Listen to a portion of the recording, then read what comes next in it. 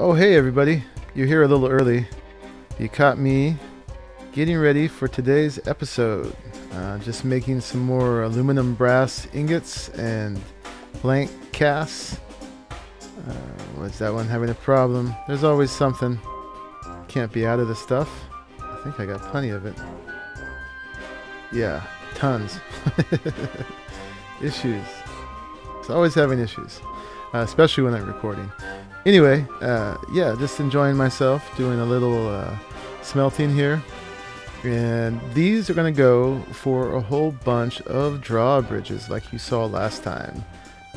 In here, set up to make some of them. We can make a few more. There we go, or 4 more.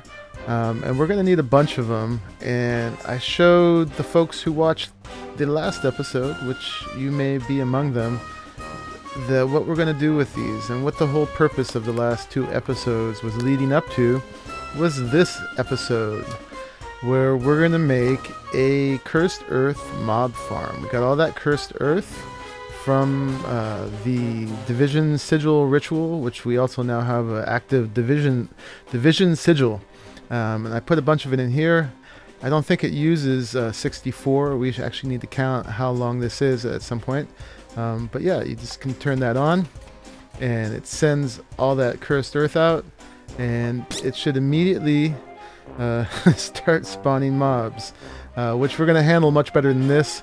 I saw the idea on Reddit for using drawbridges and cursed earth, but it was just a line of text. I didn't see an example of how it was set up. So I'm going to do my own version of it today. We're going to need some other things besides just the cursed earth and the drawbridges. I think I want to make some dark glass I've heard of. Let me see. A lot of dark things. Dark glass. We have it in here. We do, from extra utilities. Okay, we're going to need a bunch of black dye and blackout curtains and that. And the blackout curtains is just a bunch of wool. So I'm going to need to grab more wool than I actually have for this. But the blackout curtains are a way to create darkness in an area with a separation of just one thing that you can walk through. And then the black glass allows you to see into a mob farm, but it doesn't let light in. It's kind of like one-way glass. So I'm going to put some of that stuff together, and then we're going to get to designing this. We're just going to put it in this hollowed out space I have down here. The space is unfinished, but there should be more than enough room, I think. Maybe not. We'll see. To house the beginnings of this new mob farm. And then the whole point of this is so that I'm going to have... I can't use a ladder when I'm a bat.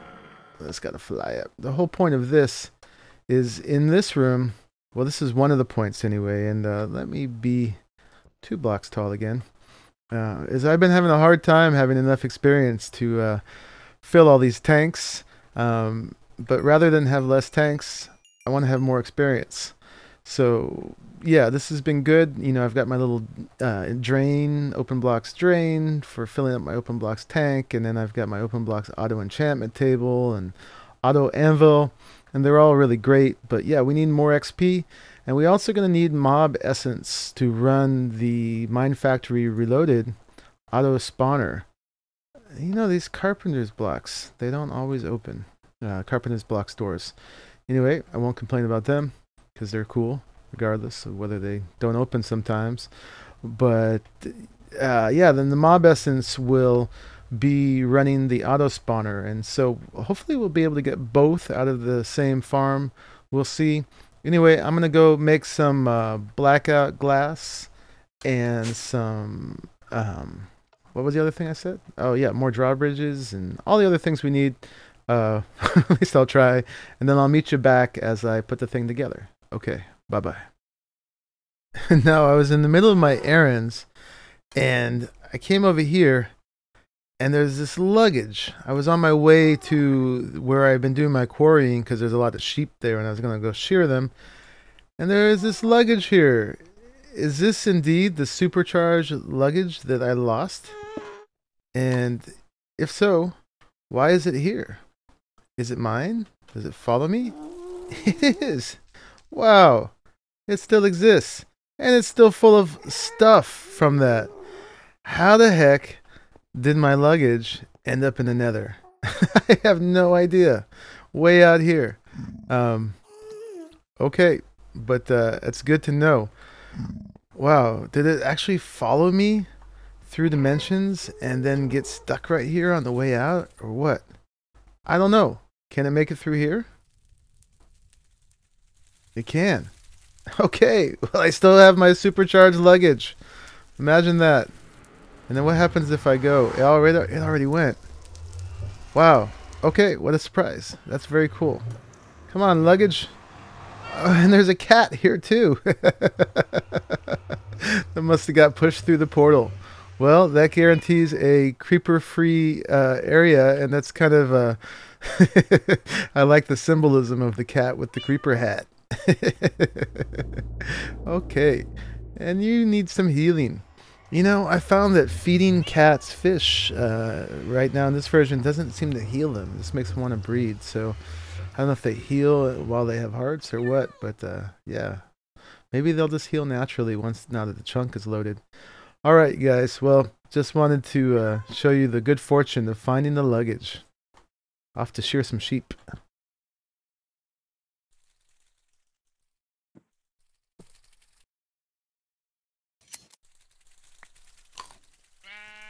I know I'm wasting time when I'm supposed to be building a mob farm. I just want to show you this part. The supercharged luggage is awesome, and it picks up everything, but particularly likes zombie flesh, apparently. Nom nom nom nom nom nom nom nom. Okay, let's give it some more.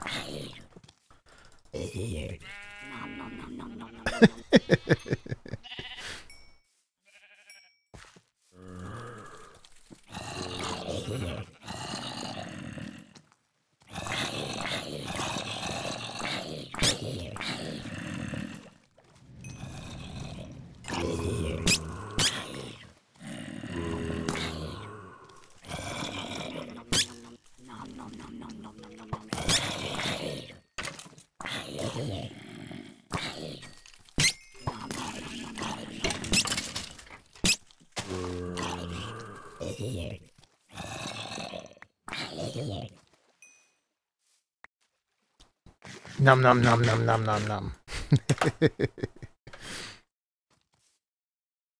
Alright, I'm back from my little wool gathering journey.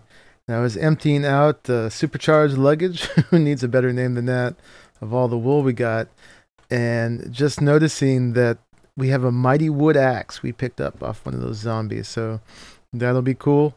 We can definitely use that Fortune 3, put it in the auto disenchanter. Anyway, let's see what we can do now as far as making the blackout curtains and stuff. We can use those. Although actually, I like the black wool. So let's use these. And that makes quite a bit. So as far as making the dark glass, let's see what we can do. We need some regular glass, I assumed. Or does it has to be extra thickened glass? I guess so. Sandy glass. Okay, so we need to mix sand with glass and re-smelt it. So I will get on that. Can we just do it in our little crafting thing here? Let's see. All right. Sandy glass. Oh, and you only get 64 out of that. All right, well, let's smelt them up. See you in a minute. Well, I thought I just recorded that, but I guess I missed it. But the ink sacks are our limiter now that we've got the thickened glass and the blackout curtain. So I'm off to get more squiddies, or if I can find some black dye trees, that would help too. Okay, I'm putting it together. And it looks like luggage came with me. Apparently, even though luggage say they have 20 health, they can't take damage. So there was never any danger of the luggage dying. Thank you, luggage. Except it doesn't seem to work as well underwater for picking stuff up. Oh, he can. He's just his movement is slowed. Good old luggage. I'm getting very fond of him already. Missed one. He's teleporting around. There you go. All right. Squid Ink is no longer the limiting factor. Stuff's expensive though. I still only have 60. I'm going to try to make some more. Alright, this is going to be as much as we can have for now. We'll just have to make that work. I was just chatting with Numbers. I borrowed some string for him for this project. And he noticed last time that I need fish. So he gave me some fish. Okay, kitties. You're going to be well fed for a while. And by the way, this is our little trading pouch on the server. Anytime we need to send anything back and forth, we keep a ender pouch with these colors that we each have that we can trade stuff with easily. Okay, I'm almost ready. I didn't realize I still had so much preparation to do.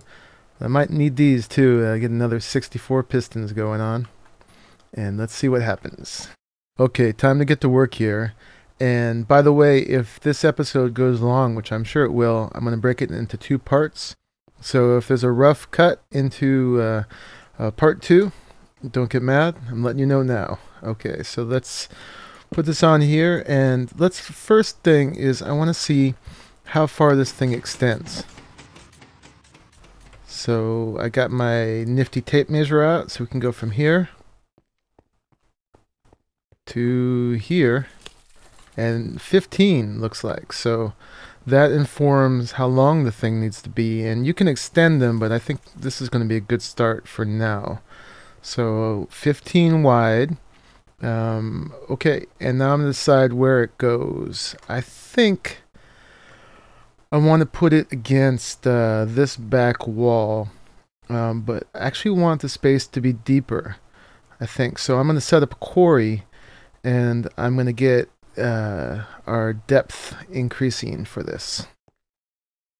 Another great thing about the tape measure is I don't have to count things to find out where the middle is. And I guess it's an update. It's giving me a little count right now of how far I'm going. By the way, would you pick those up? He doesn't pick up blocks if he needs to be too close to me. 64, that's right, because I made it exactly 4 chunks. Okay, so at 32 would be our middle. So that gives me direction on, go get that, on where to set this up. So let's find 32. There. Switching mode to absolute measurement. Oh, okay. There's 2. Start there. A little marker sometimes too that starts you out.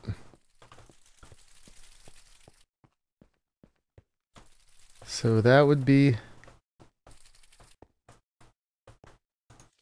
31. So that's 32. Alright, this is our midpoint. Okay, I'll get back to you guys. Okay, I'm making this up as I go along, but I think I want a space like that. And the reason I want it a little deeper is so that I can soften the mobs up. I'm going to have turtles killing the mobs, I think, in order to get the XP. But I think I could, or maybe autonomous activators in the long run, but turtles for now, I think. And they could do it with a mob that was fresh, but I think I want to soften the mobs up still. It will keep the turtles from getting overloaded if there's a lot of mobs. And if I ever need to punch them myself, it'll set it up for that. I know I'm still old school, but still think in these terms. Anyway, let me get this working, and then I'll show you a little bit more about what I'm thinking. Let's put one of these in here. That's what am I doing? One of these. And then let's make sure that this is going to output on that side. And that should get that going. Yeah, so these plus the blocks that they output, the drawbridges, you are just right at the ready all the time, aren't you? Fill 16 blocks. So in 2 chunks, we could fill 2 sets of these. And I was originally thinking of just give that back. I was originally thinking of I'll take 2 of those, please. Thank you. Of just having a single stack of them at full extension, but it'll actually take less depth this way to do. So there's the edge of our chunk, and then the first one we'd want to leave. Okay, oh, that goes like that. we'd want to leave at least 4 blocks above it. Well, 3 blocks to get Endermen. I don't know if there's other mobs that are taller, but let's do the 3. So that would be 1, 2, 3. So the first one would go right there. And by the way, they keep their inventory in them, which is pretty useful.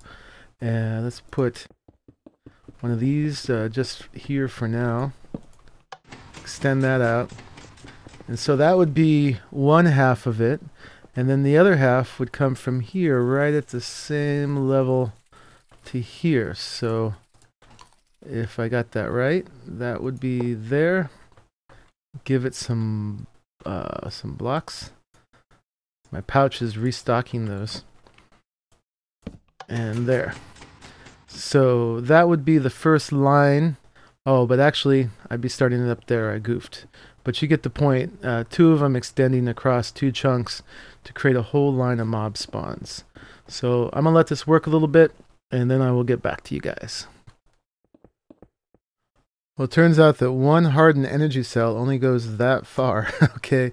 In the meantime, I'm getting mob spawns down here, and I think I'm going to do this trick again. Since I have so much iron, got to use it for something, and can't have too many iron buddies around. So let's let these guys take care of everybody but creepers, and probably what's going to end up from this is I'll just have a ton of creepers in here at the end.